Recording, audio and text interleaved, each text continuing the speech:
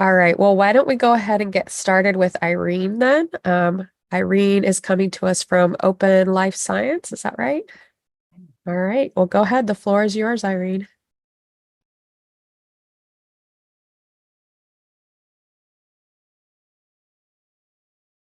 Can you see my screen? Okay, I'll start then.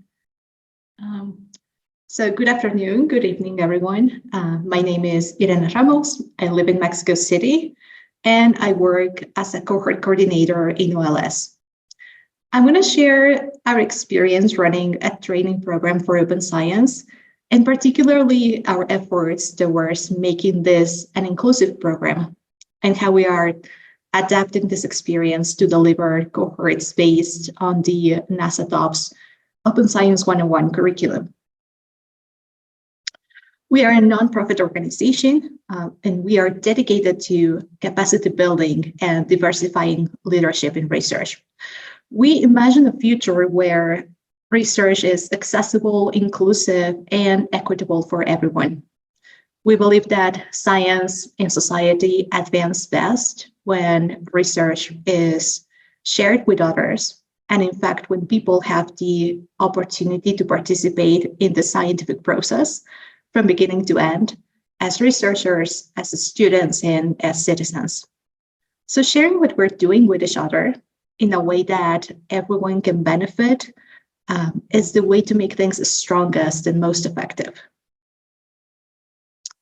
And one of the main ways in which we work towards that vision is through capacity building in open science. We provide online mentoring and training programs for individuals and teams to learn about open research practices.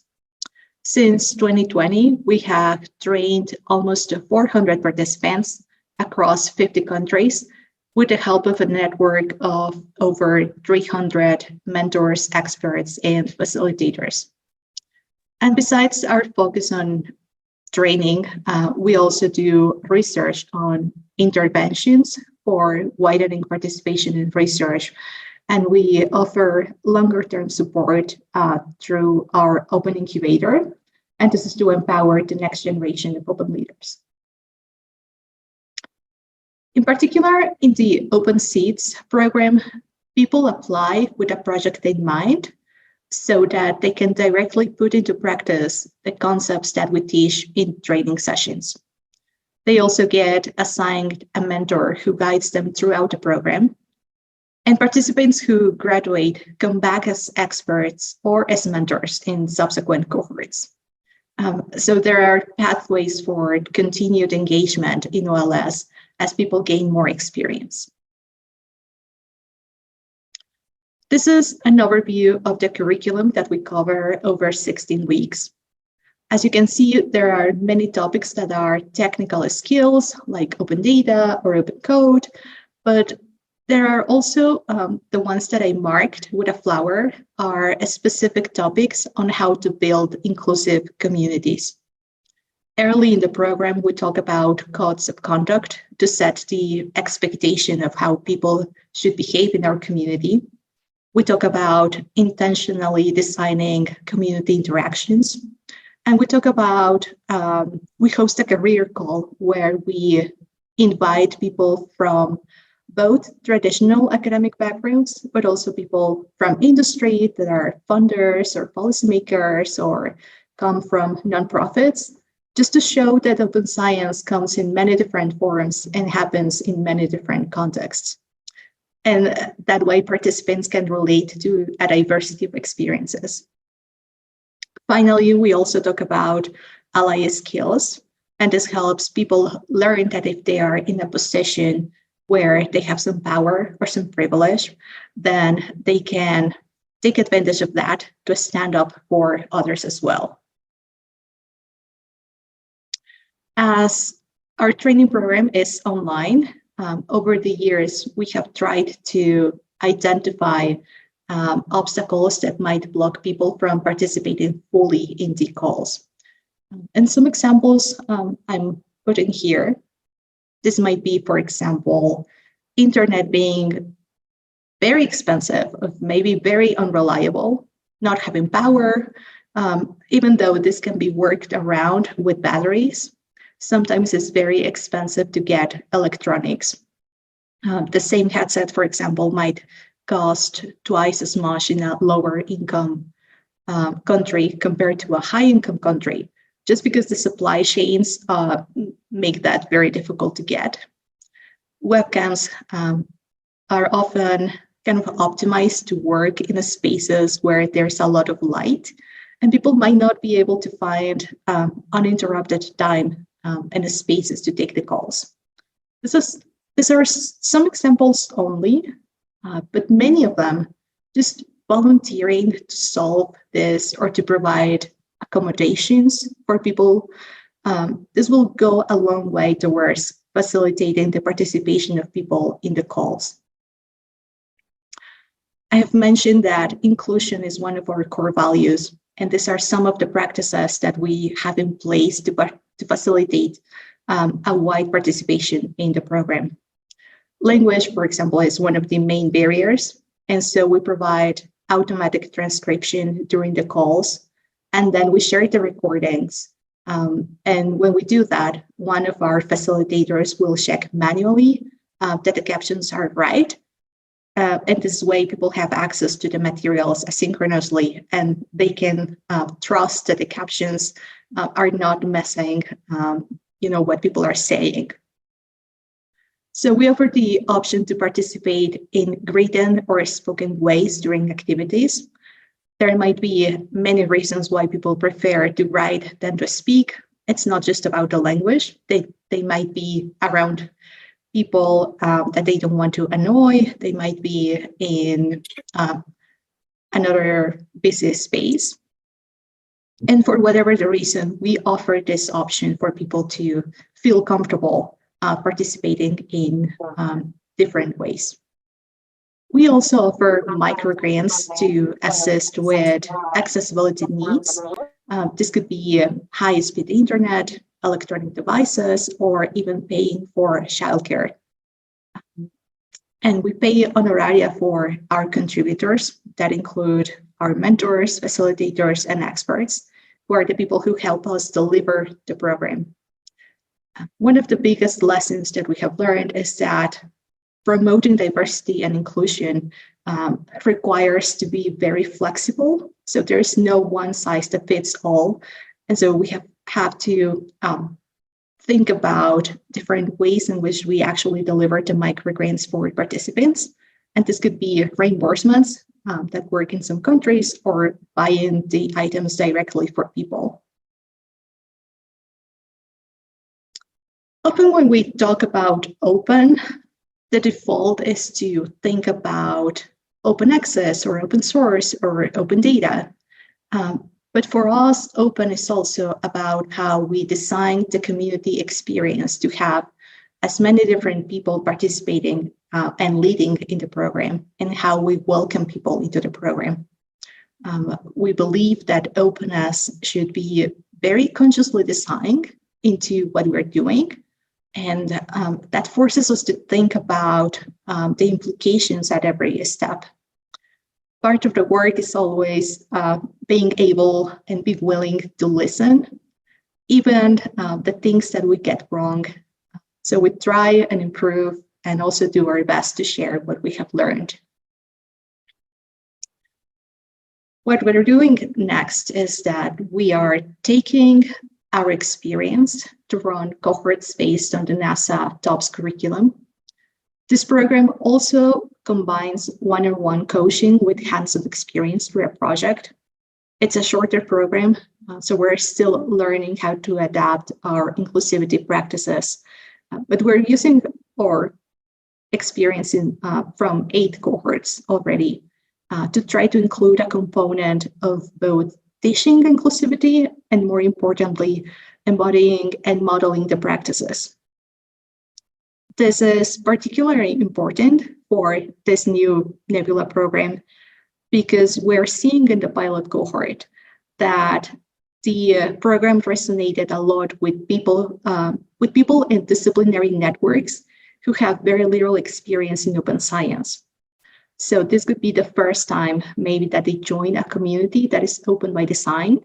And we care that they feel included, and we care that they see how these practices work. And hopefully that will inspire participants to take them back to their communities. I think that we are starting this Nebula program at a moment where the research landscape is changing.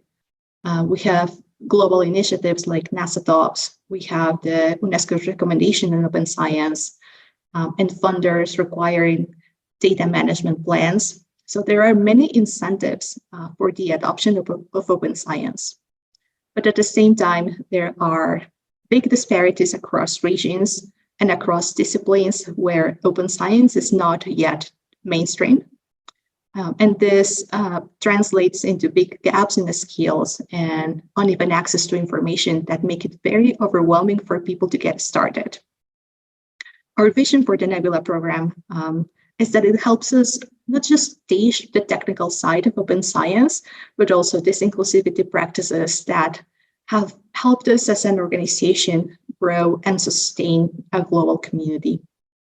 So with that, I'm going to end, and I'm going to invite you to visit our website and to check the resources that we share there. So thank you. Thank you so much, Irene. That was really good.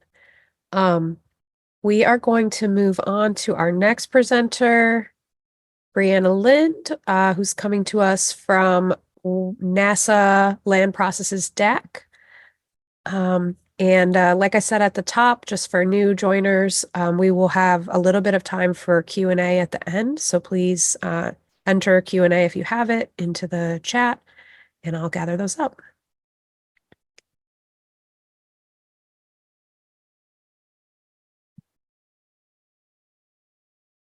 Let me do the screen share and get the slides up. Okay, do you see the slides now? Yes, looks great. Okay, awesome. Phil, are you there? I am, and I think I'm here and stable this time. Okay, great. So my name's Bree. I'm co-presenting with Phil Broderick today, and we're kind of representing a big team that has been working from both JPL and the Land Processes DAC to increase mission value from the emit sensor on the International Space Station through lots of open source efforts. So let me hand it over to you, Phil. Great. Thanks, Bree. Like Bree mentioned, we're on behalf of much larger teams at both of our organizations here. Bree, if you don't mind stepping forward, I'll give a super high level overview of the emit sensor here before we start talking about the good open science. So emit is a imaging spectrometer that's on the International Space Station, and it has an earth science related objective to constrain the sign and the magnitude of dust related radiative forcing. But along the way, it does that by taking measurements of the Earth's surface and atmosphere with an imaging spectrometer that's useful for a really wide range of applications that exceeds the explicit goals of what the emit mission were. So our first light was in August of 2022. We're coming now to the end of our prime mission, but we've been extended till 2026. So we'll be on the space station for a little while. If you can move forward, Bree. We've been trying to think about open science from the very beginning. And for us, that starts with data, because fundamentally, this is kind of a data providing mission. So we try to get that out early and often, kind of as our philosophy. So we've tried to drop the latency as much as we can, far beyond what the mission requirements are, but to try to make the data available as rapidly as possible without any exclusive access, and to try to provide as many rolling updates as we can to try to foster as many algorithm developments and to incorporate those readily into the processing stream as we go, and not to wait at all in order to do that. And then as soon as the data are ready to go, we turn them over to our friends over at the LP DAC, where they're hosted for public consumption and archived for the long term and made publicly and freely available. We also link to all of our data via an open data portal. that gives us a little bit of additional flexibility to highlight some things that otherwise might not be transparent to users. So we, of course, provide one-click links directly to the LPDAC so that users can download all of the data easily. But we also try to let folks know where the ISS is going to be acquiring data into the future, because the ISS has a really complicated trajectory, and it can be difficult to figure out exactly what targets are going to be acquired. So we try to forecast that and provide rolling updates of those forecasts. And we try to let users know a little bit about what the status of processing is. So when things have been downlinked, they're still being processed, they haven't quite made it out into the public yet, we try to make that as transparent as we can as possible. All of the code for the mission is available and publicly open source. That's true not only of the algorithms that are used in processing, but also of the entire science data system. So kind of the complete package is available for the public. That wasn't a requirement of the mission, but it's something that we believed in strongly. And so we tried to just do it, and it turned out to work really well and has been picked up on and used by a lot of other external partners, including several corporate partners who have picked it up and utilized key pieces of that. These are some of the tenets that are common for what we've been hearing about so far today, but that we've been trying to stick to as much as we can during the development phase. So starting with open source when we can and extending that, maximizing the standalone utility for new repositories. So trying to make things not super custom to what we're doing for this particular mission, but trying to make sure that there are individual pieces that can be taken and used for other things. We've been working really hard to get legacy code out into the open. So this is a tough one. We've got code that's been around maybe for several decades. And we've started by just making it available to folks. And then the downstream things we can do from there are trying to make it easier to use, which is the next step. And that kind of goes to the last piece here, which is one of our core tenets, which is to not wait to be perfect. So we've had a lot of success by just getting what we have out into the public, and we can continue to incorporate best practices as we go. But that starts with not waiting until all of those best practices are done to put things out into the open. And so we pushed really hard on that kind of from the beginning. Bree, can you step forward? There are challenges to this, of course. We've got to balance the time between the core upgrades to the code, the new features that people want, and ease of use improvements in the open source domain. And we've got to try to keep the performance of all of these algorithms really high so that we can operate them on every pixel for every piece of data that we acquire. But we still want to facilitate software being that same software being used for research purposes, for nimble and agile research that different graduate students and end users might want to use it for. So there's a balancing act there, and that's an open challenge, but we're trying to strike a balance. And one of the things that we want to always be able to do and never quite can do as much as we want to do on the algorithm development teams is to be able to make these data as usable as possible. And this is where our partners over at the Land Processes Stack have really, really helped out. And Bree's going to talk a little bit more about that here. Yeah, thanks, Phil. So basically, one of the emergent properties of the emit team putting everything out in the open from the start was that me and my colleagues at LPDAC were like, oh, great, it's all open. We can just get started. It was really easy to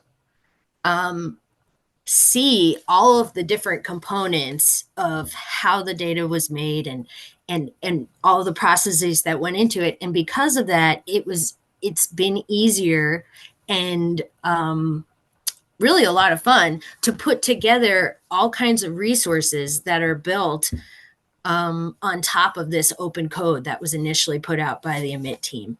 And so we've been working with the emit science team to not just have the data out there, but to be able to welcome people to using it. So introducing them to imaging spectroscopy, getting them used to working with like a derivative product for greenhouse gases. And coming up next, we're going to be working on a mineralogy tutorial. So it's not just having the data available, but also making engagement and using resources around the data and kind of encouraging people like this is a space, you know, imaging spectroscopy has been around, but it's also kind of new. So anyone who's interested should come together and look at these resources and join the open events that we've been holding to kind of be a part of the community and be actively involved. And so we've had a lot of success using a combination of Slack resources, open events, going to new open virtual events, going to actual meetings that are slightly different than usual, and having kind of recording all of these open events to have a really deep and kind of exciting array of resources that anyone can see and use to get started working with this data. And so as much as it's about the data, like I said, it's also about the space.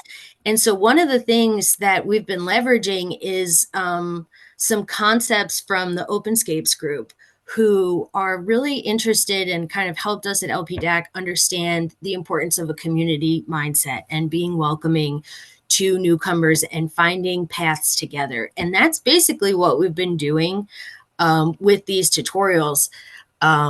LP and the Emit Science team has been working really closely to kind of put resources together that resonate with people trying to do the science. And then we actively invite them in to those Slack groups, to those open events, and, you know, say like, let's have a conversation. What are your questions? And the fact that we're doing this together, like the scientists and the data providers and making the tutorials makes it like a really exceptional experience for the people that are trying to work with this new data set. And so one of the other things that's been really cool is that we've actually been putting on, I think we put on almost 10 tutorials together, which is incredible. And I think sometime around tutorial 7, we needed a better way to work together, you know, across different organizations. So we've been using a really, we've been using GitHub and this planning space to kind of co-work and co-plan together. And that's been another really exciting thing, because it's not just one team working alone and then never talking to the other team. It's like a constant back and forth, and having this tool has been really useful for facilitating these like really exciting outcomes for the end users and the community. Back to you, Phil. So I think we're probably about out of time. So I'll wrap up here very briefly by just saying there's a lot more to come. So Emit now has a 3-year extended mission that we're really excited for, and we hope to continue these practices. But even more than that, following up on this, SBG VSWR is going to become another free-flying imaging spectrometer that's going to be coming in the coming years, which is going to have 20 times the data downlink. It's going to be an avalanche of data, and we're trying to work there to incorporate the lessons learned from Emit from the very beginning, to try to open up our softwares and repositories way ahead of mission launch, to try to do our development in the open, and to continue trying to develop the public-private software development relationships that we've built during Emit. And with that, I'll pass it back. Thank you both so much. This was super interesting. As a social scientist, I like makes my heart sing a little bit every time somebody says that something's a mission, because we don't have that language, and I think it's kind of cool. So thanks. I think our next presenter is also from NASA. It's Carolyn Coward from JPL. Are you there? I am. Right. And I am sharing. Thank you, Katie, and thank you everybody at Year of Open Science. A real pleasure to be here. And I see several of my co-authors on here. I'm going to talk to you about capacity and community building and outreach to researchers over the last year, 2023, the Year of Open Science at NASA Jet Propulsion Laboratory.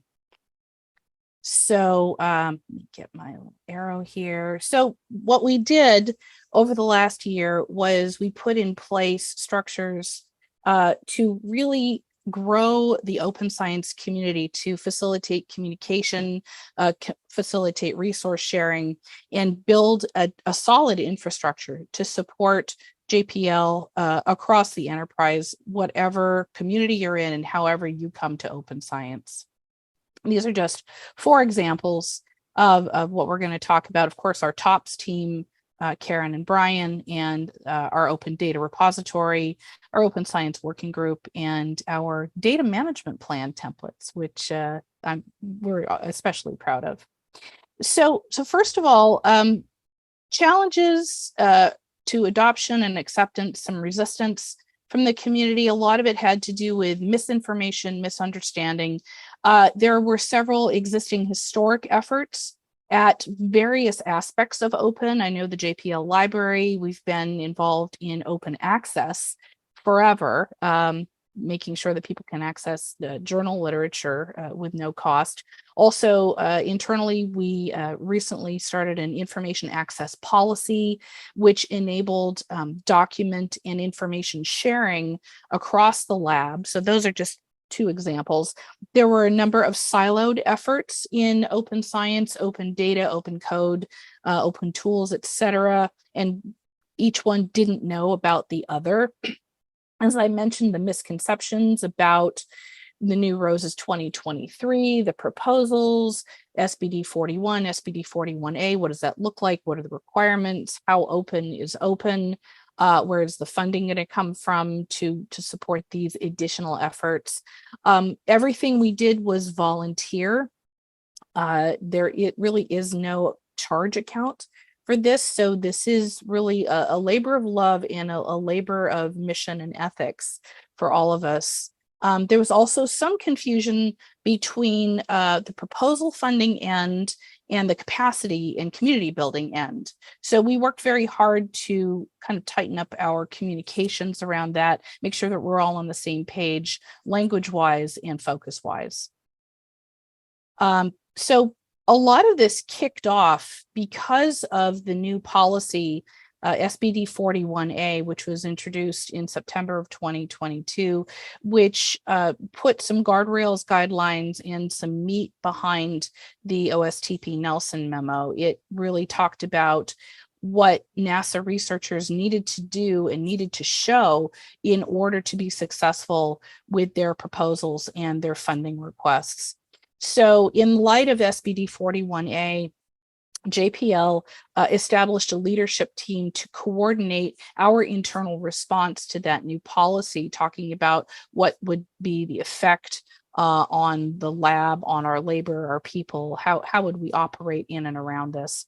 And then the leadership team got together, developed an implementation approach, how to effectively engage the community, how to communicate with them. We realized we needed common templates, talking about literally being on the same page, and how to establish the tools and infrastructure that we need to move forward and be effective. One thing we did was we established an open science working group to really tackle these issues one by one by one. So we recruited a team across JPL, multidisciplinary, multi-level, multi-layered, from science, data science, software, the JPL library, tech transfer, our contracts, and other stakeholders. We put together a lab-wide town hall in March of 2023, specifically addressing ROSES 2023 and SBD 41A, geared toward and focused on researchers and proposal writers, people that needed to comply with these new requirements. In addition to that, we also rolled out a supporting FAQ guidance, and I mentioned these templates. And we shared these templates publicly with NASA because we were one of the first, or some of the first, to really have sort of a standardized way of doing, especially data management, and showing how we were going to promote open science with our resources. We also realized quickly that we needed to meet the JPL community where they are. It couldn't be just one source of information or one flow of information. So we have a very active Slack community already. And so we established an open science channel on JPL Slack. We have a Confluence wiki. So there's a TOPS page on our wiki chock full of information about how to get involved.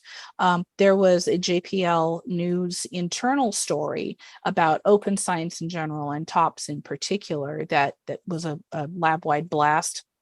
And as I mentioned, we had the March 2023 town hall geared toward researchers. A little bit about the TOPS effort at JPL. We have two representatives from JPL, Karen Ewan and Brian Nosp. They work hand in hand with the NASA TOPS folks at headquarters and across the agency. We had a big kickoff. We have planning an open science speaker series. I mentioned the wiki page. Many of us are familiar with the Open Science 101 certification effort. Our goal at JPL is to have 500 people complete the certification and be badged in Open Science 101, both virtual and in-person classes. And there's a little bit of value added with the in-person classes because they are an opportunity to discuss with the researchers and learners what the challenges are, roadblocks, fears, how to prepare effective data management plans, and to generally how to adopt open science frameworks. They're also doing community presentations, and they plan to establish an open science award at JPL, just a little bit of carrot at the end of that stick. Another effort that, again, I'm very, very proud of is the JPL Open Data Repository, or the JOR. This is a partnership between the JPL Library and the data science folks, data science working group at JPL. We are building our own open data repository on the Dataverse platform, which is an open source platform from Harvard. And it can host not just data, but any kind of file or document, either openly to the world or completely internally, or various layers of access in between. Has FAIR-based metadata, automatic DOI assignment, and it links and is mined by the NASA data repositories. And as I mentioned, it's both public facing and internal. We are, I believe, on phase 2 of implementation and moving forward all the time. And I couldn't be more proud of my team that's working on this. I also mentioned our open science and data management plan template. Part of this is, many of you are familiar that the NASA Science Mission Directorate, each individual division has its own data management plan template in various degrees of robustness and completion. We at JPL wanted to go a couple of steps further to really flesh out what we're doing with our data, who's responsible. We worked for several months on what metadata, what fields, what information needs to go into this DMP, and also make it machine readable across the lab so that we can actively mine these templates, mine these plans, and see, where the holes are, where we need to beef up efforts, where the efforts are complementary, where we can maybe support some partnerships. Again, very, very proud of our cross-lab data management plan template. And we also, again, shared this openly with NASA. And next steps at JPL, what do we hope to accomplish? Mentioned the Open Science 101 trainings led by the TOPS team, again, both virtual and in on-ground brick and mortar, if you will. expanding the common templates, looking for additional ways we can streamline and standardize open science information and process. We also are looking for ways to enhance communication and collaboration across the lab, either whether it's through the Open Science Slack channel or just discussions or what have you, and also expand our tools and infrastructure capabilities to host varied data and software management, also open tools, open code, and also to finish updating our institutional practice to really more fully embrace not just open science individual aspects, but the ethos of open science across JPL, and to fully embrace this going forward. And that is our presentation. Thank you very much. All right, wonderful. Thank you so much. For our last presentation, we have Flavio Azevedo, who's speaking on FORT today. And after Flavio's presentation, we'll have time for just a couple minutes for questions for any of the presenters.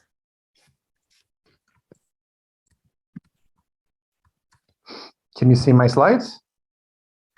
All right. Hello, folks. My name is Flavio Azevedo. I'm a Brazilian researcher who's currently an assistant professor at Utrecht University in the Interdisciplinary Social Sciences Department. And I'm here to present a little bit about the success story of FORT. FORT is an organization. It stands for the Framework of Open and Reproducible Research Training. It's an interdisciplinary and international community of over 1,000 researchers that are trying to integrate social justice principles, DEI principles, into the open science movement, as well as provide guidance for educators, integrate open science into higher education to provide a sustainability plan for the many good reforms that we are observing today, as well as provide community for folks who enjoy open science. So this talk is a very brief talk on summarizing what is FORT, what are the goals of FORT, and what it has accomplished. It focuses only on speedy projects, just to let you know what we have available. Hopefully that is useful to you. And we, as I said, we are focusing on integrating open science with social justice and DEI principles. And we care about questions such as how do we ensure that different research epistemologies have an equal power, place, and time devoted to it and is respected by the open science movement? How do we equitably distribute power to different groups within the open science movement? How do we build an open science community that reflects our values of accessibility, diversity, inclusion, belonging? So how do we do that? So essentially, FORT's goals is to build a comprehensive educational framework that allows folks to teach and mentor in open science topics. And we have several initiatives in that regard. The second goal is to equip educators with high quality pedagogical tools and resources to do that work, right? So not only at the content, but also the pedagogy and the didactics that is associated with it. The second is to modify incentive structures to recognize the work that goes into this kind of work, but also reward folks who do this and try to provide incentives for what we want to see in the world. The fourth goal is to dismantle hierarchies, especially in academia, which is one of the most conservative and hierarchical structures known to men. And especially breaking down barriers on teaching, on research service, and all of that.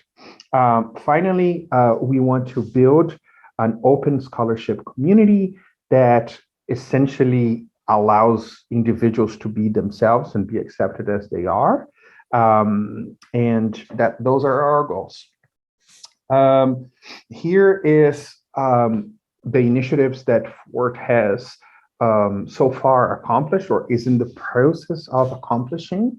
Those are obviously just names to you, but they're color-coded in regards to our goals, but I'll go through them. So we developed a community informed or sourced glossary of open scientific terms, which is currently undergoing a phase 2. So we first developed 350 items. We contacted specialists and experts around the globe. It has got a very nice publication, and now we are developing 2 different branches. First, we're translating our initial glossary to 11 different languages, and we are expanding the 350 entries to 800 total. So we are more than doubling. That's the glossary. We also have initiatives on that allow folks to sort of categorize how to teach open science. So it's an entire curriculum on how to teach the several sides or the plurality of open science. We produced evidence-based lesson plans for you to teach open science. So everything on the topics of p-hacking, all the way to values and norms of academia.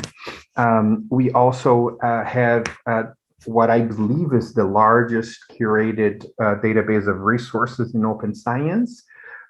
We are also we just got an award now to expand those resources substantially and also get AI involved and LLMs. So you normally you would be able to chat with a bot so that you tell it what it is that you want, and it will suggest to you a few resources that might be good for you. Everything from those are some teaching materials, so those are some techniques that you can use in your teaching, all the way to you might want to take a look at these papers. So another interesting initiative is about pedagogies. So it's a project that we do in-depth interviews with excellent educators. And if you know an educator that we should be interviewing, let us know.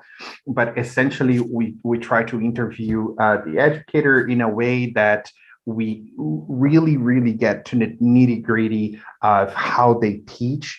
We open all their materials. We make them available at our OSF page so that you can emulate exactly how they do it in your own context, in your own education. We have a collection of summaries of open science research and diversity, equity, and inclusion. And this was brought out to us by folks at the Global South of our community that said, look, there's many papers out there that we can't read because they are, not accessible to us. And then we decided to be proactive and provide summaries. So of course, that's not a permanent solution, but at least folks can learn because there's more than, in the webpage, there's 200. We're soon going to update it to 400 summaries. So people, and they are linked in a network, so you can, learn on a topic, whatever the topic that you might be interested, open access or open hardware. There's summaries there. We also have a self-assessment tool, and we are now launching what I believe to be, at least in the social and behavioral and cognitive sciences, the largest database of replications in the world.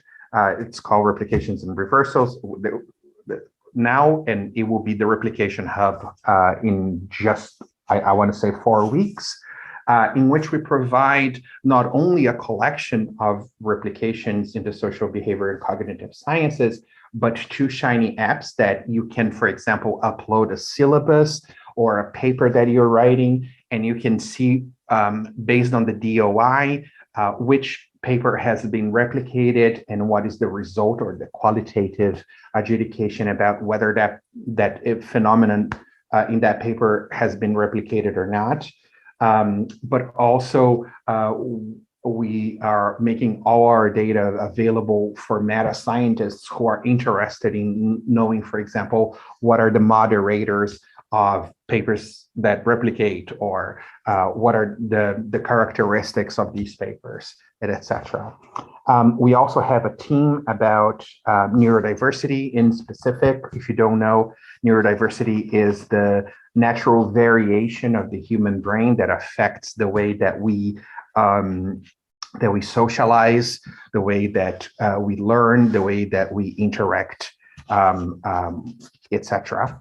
And we have put out a few pieces out there in trying to essentially put together how the neurodiversity movement is so very close epistemologically with the open science movement, and we draw parallels. So it's a really interesting paper, so do check it out. And there's many other initiatives. I hope that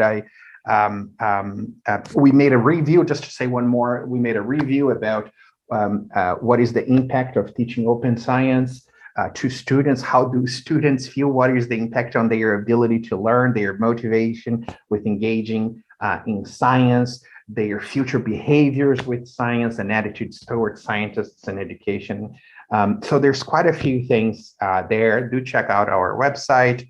This is just a little summary of the fact that FORT is not a funded organization. This has been founded by PhD students back in 2018 at the Society for Improvement of Psychological Science. But we do represent many, many, many disciplines that range from plant sciences all the way to economics, in one way, mathematicians, all the way to history. We have everybody there. Our website has 150 visits a day. We have a good, I want to say a good following on social media. We partner up with several organizations in the area. We have, I think, 8 publications, more than 10 peer-reviewed publications in the open science field, and there's more to come. Please check us out. We are, especially people who know about funding or that think that we should be funded. I also agree. Let us know. Thank you so much for your time, and I'm here to answer any questions. That's wonderful. Thank you so much. And thank you to all the presenters. We have a question in the Q&A, which we will turn to in a moment. Before we have that question, I wanted to ask a sort of more general question to the whole group of you. The theme of this session was community, and I thought it was really interesting to bring together a group that represents the physical sciences, the social sciences, and the life sciences sort of all in one session. So I thought my question would be, do you have any sort of learnings or specific advice, maybe briefly, since we don't have too much time, that you might give to the other organizations about the community engagement work that you are doing, sort of lessons learned or things that you think might generalize across the disciplines that you've been working in?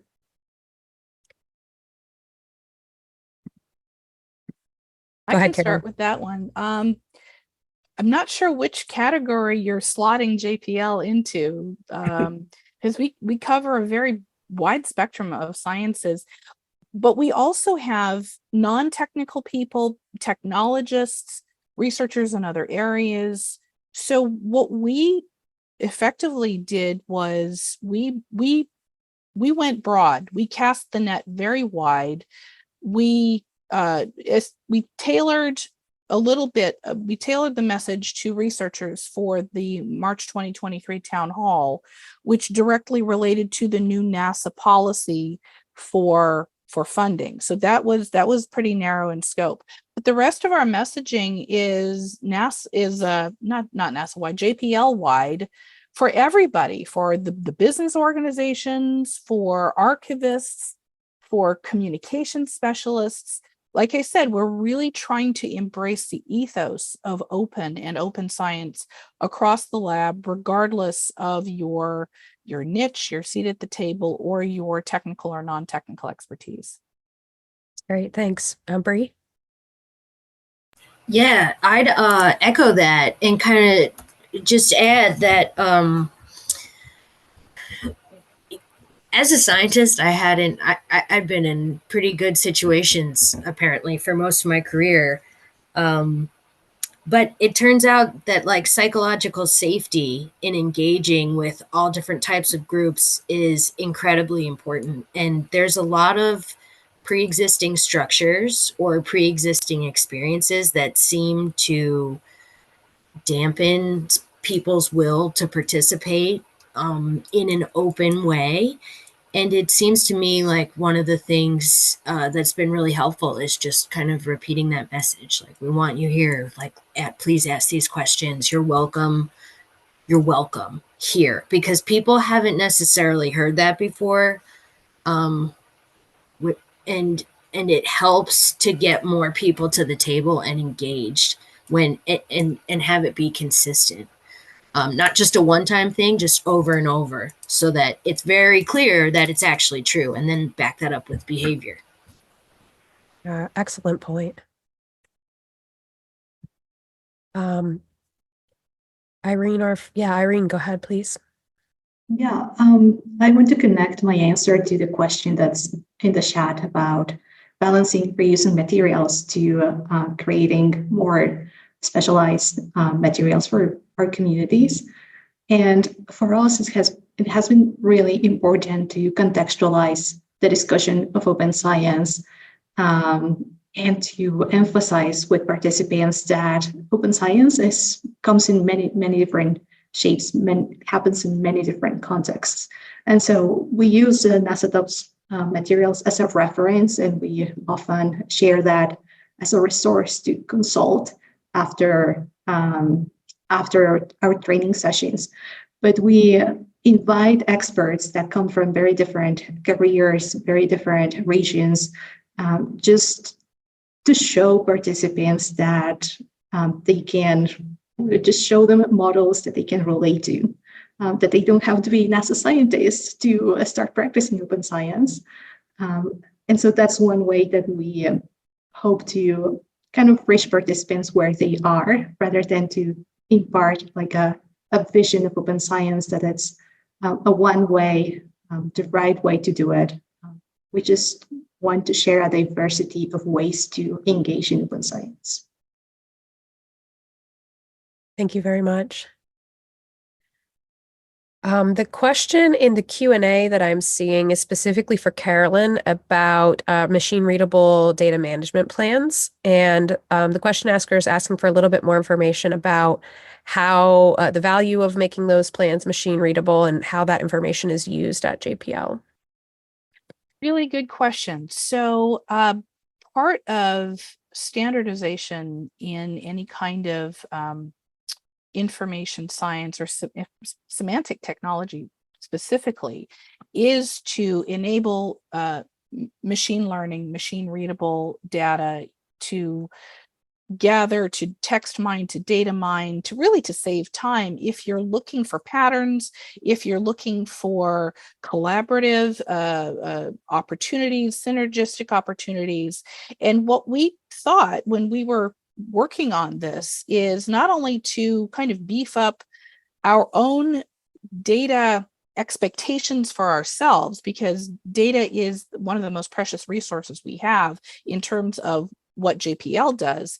But also, we've got a lot of people with a lot of great ideas who might want to access these DMPs and either replicate them, copy them, or see how people are handling their data from an archival standpoint, or from a format standpoint, or for the personnel that are actually doing the hands-on data crunching or format migration.